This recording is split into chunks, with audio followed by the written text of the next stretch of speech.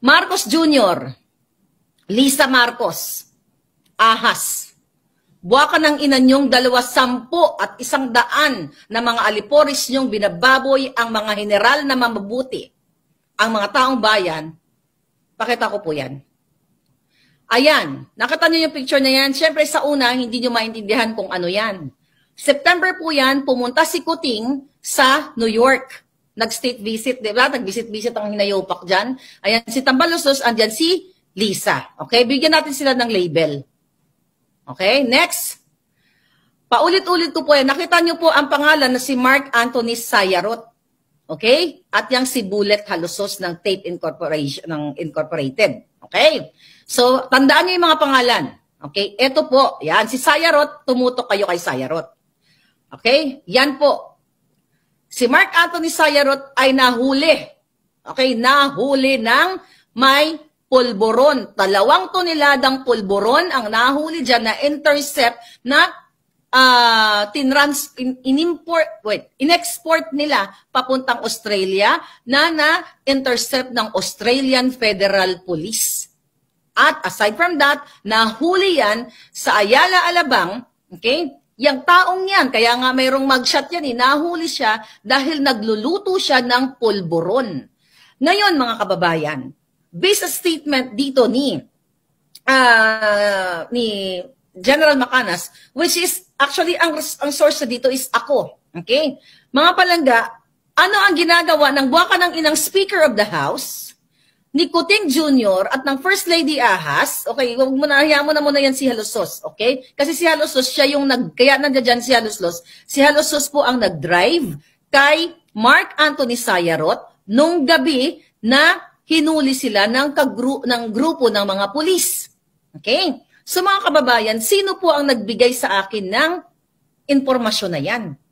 Mga general din, mga taong nasa gobyerno, yan yung mga puting ahas ko dahil imbis na ikulong yung si Sayarot na yan, mga kababayan, okay, pinrotektahan ni Marcos Jr., ni Lisa Smugs, ni Speaker of the House, imbis na makulong, nakalabas po yan dahil non-bailable ang case niyan. Kahit i-research nyo ang pangalan niyan, nandyan po yan. So, hindi lang talaga pulboronic si Kuting, singot-singot, protector pa din.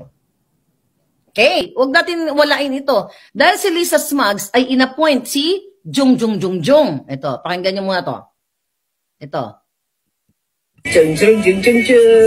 Oh, hi. You guys are great. Thanks for the support.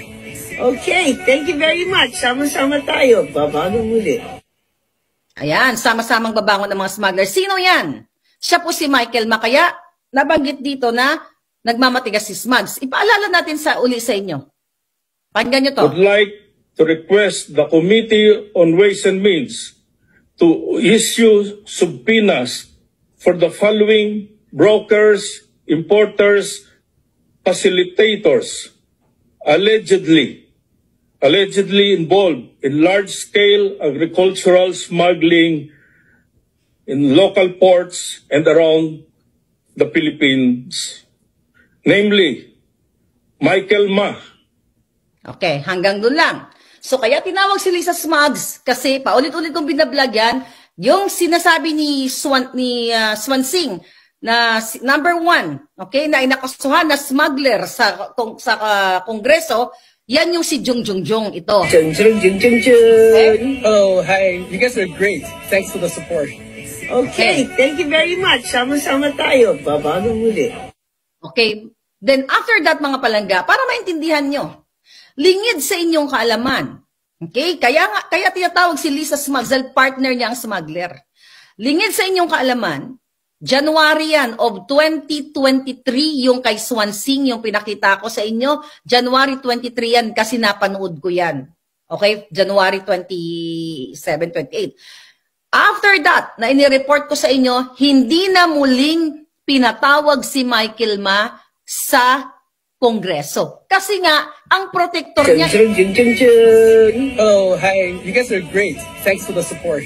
Okay, thank you very much. Sama-sama tayo. Ngayon mga palangga, lingid sa inyong kaalaman, June, okay? Ang puting ahas ko dito, si Sas Rogando Sasot.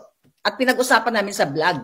Lingid sa kalaman ng taong bayan kahit ito ay may hinaharap na smuggling case at hindi pinag-report sa Congress, inappoint ng buwaka ng inang Lisa at Kuting Jr. as special envoy to China. Ito po. Special Envoy of the President to China, Mr. Michael Ma.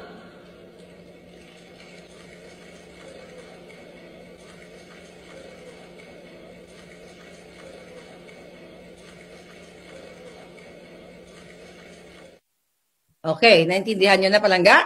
So, ngayon, naintindihan nyo na kung bakit tinatawag namin siyang Lisa Smugs. Yung mapakita ko lang video na inappoint si Michael Ma na special envoy to China.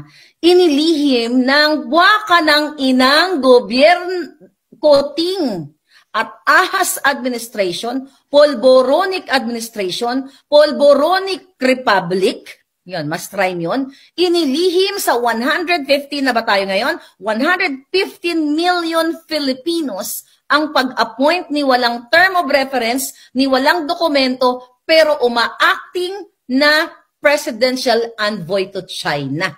That's why si Lisa Smugs ay pinatawag naming Lisa Smugs, short for smuggler. Okay.